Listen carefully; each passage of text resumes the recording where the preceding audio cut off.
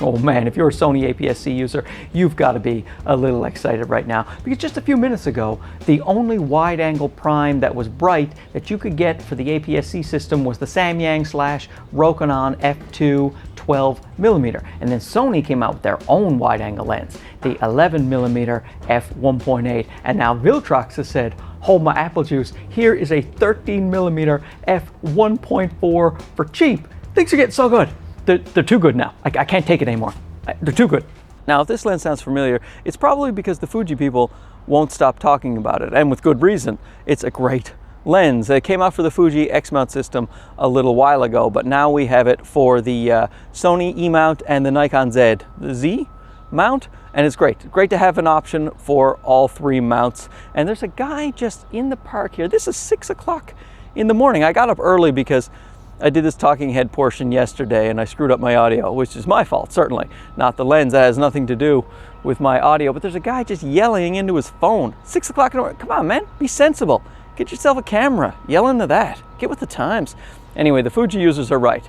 This lens is fantastic. Let's go back into the studio and talk a little bit about it. Okay, guys, we are in the studio, and once again, I am extremely impressed with this lens. I was just reviewing some of the wonderful footage that I took with this lens and some of the pictures, and I am literally blown away. Not literally, I guess I wouldn't exist if I was literally blown away, but I am definitely, figuratively, blown away by this lens. It is so sharp, and even without the corrections, because, you know, there'll be a profile in Lightroom for this Viltrox lens, but it's not available right now. And even without the profile, there is not that much barrel distortion on an ultra wide lens, and there's a bit of a vignette at the 1.4 that clears up at around 2.8, but even that vignette is not very strong. I honestly don't know how they did this. I mean, I'm not a lens engineer, so I guess that makes sense how I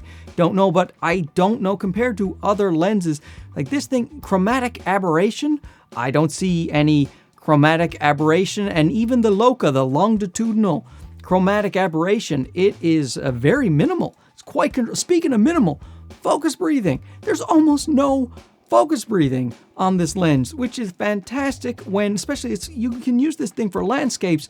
So if you want to do focus stacking, you don't have a lens that's breathing. And of course, for video, no breathing is wonderful as well. And flare control, it controls the flares quite well. You do see some flaring when you're shooting into the sun, and I had a hard time focusing with this lens when the sun was straight behind the subject, when it was extremely hard for the lens. But it's also a very wide lens, so that makes a lot of sense that you are going to have a little trouble focusing when the sun is beaming straight into it, but it's completely reasonable. And the sharpness, it is very sharp even at 1.4. You would expect it to be soft at 1.4, especially for a budget lens, but it is not as sharp at 1.4 and keeps on going sharp right up until about f16, where diffraction comes into play, which is not the lens's fault. That is just physics in general, and it's pretty sharp from corner to corner, even starting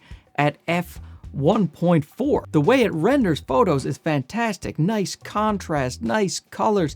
Again, so sharp. It's hard to say something bad about this lens when I'm looking at the footage. With the build quality, this thing is built fantastically. It feels great. It's all metal. Even the lens hood is metal, and it's not that heavy for a metal lens. It is 420 grams, and while not the smallest and lightest APS-C lens in the world, it is fine to take around vlogging or take around for pictures. I was carrying this around all day with my ZV-E10, and not a problem at all. No hand pain, no strain on my delicate digits. Now, it does have an aperture ring, and normally I love an aperture ring, but I do not love the aperture ring on this guy. I will get to that when I talk about the negatives of this lens later in the video. Now, in terms of autofocus, I will say in photos, it's absolutely fantastic, snappy, quick, locks on very fast. In video, it's also excellent, but I will say when your AF transition speed is on 7, which is the max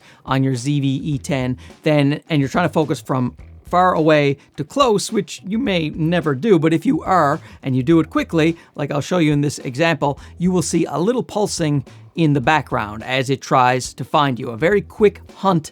But if you don't want to see that at all, I mean, it never loses you, but it's just you can see that background pulsing. If you don't want to see that at all, just turn down your AF transition speed to the medium, to 4, and then it's nice and smooth, and you don't really see that pulsing. And now we are doing the official walking and talking vlogging portion. And as you can see, this footage is fairly stable. That's because I am on the active steady shot on the ZV-E10, which normally crops it well. It's still cropping in a lot. It's just normally that crop is too tight for vlogging on most lenses, but on a 13mm lens, then, well, you know, 20mm equivalent full frame, look at this thing. Plenty wide, plenty great.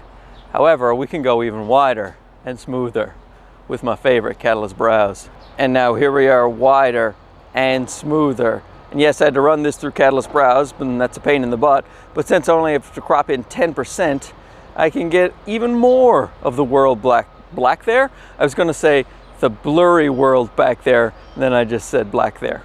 So I'm leaving it in. You want to know why I started a camera channel? It's because I think cameras are fun. They're supposed to be fun. They help you produce nice pictures that you can hang on your wall and show other people and have memories of the things that you did. It helps you make movies and entertainment.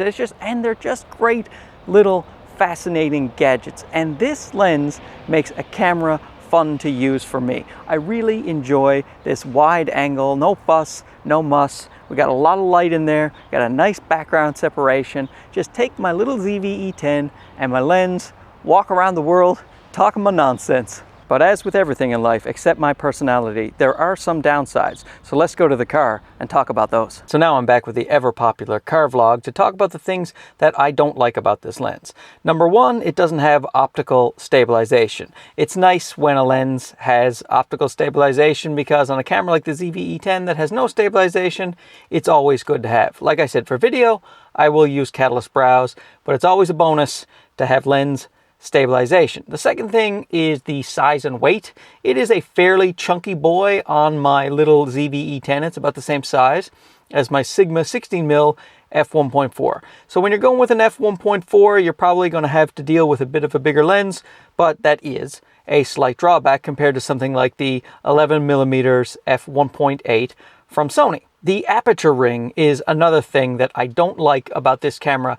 The Fuji users, they got that lovely clicky aperture ring, and I wish us Sony users that had the same aperture ring. I love a clicky aperture ring. The smooth one, it turns too easily and it's too easy to change the aperture, and even when you put it in automatic mode, it's a little too easy to take it out of automatic mode. I wish it had hard stops on the aperture ring, at least the ability to click it or declick it.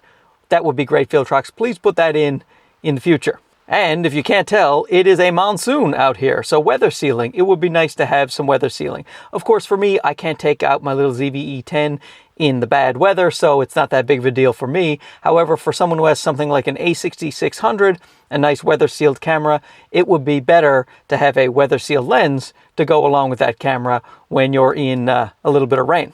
Anyway, that's enough of the negative ninny talk. Let's go back and talk nice about this fantastic lens.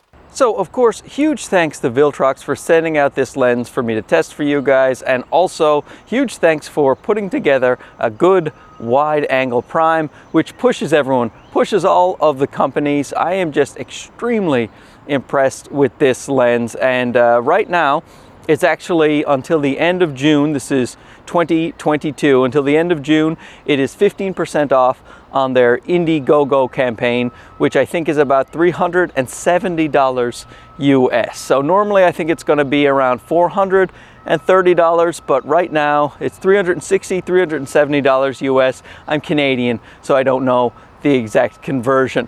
Anyway, thanks for watching. Don't forget to like, subscribe if you haven't already, and we'll talk to you again soon. Okay, bye-bye. Oh, and don't forget, I'm going to test this lens up against the 11mm from Sony, the 1.8, which I should be getting in next week. Still though, this lens is, I mean, I don't think you can go wrong, can you?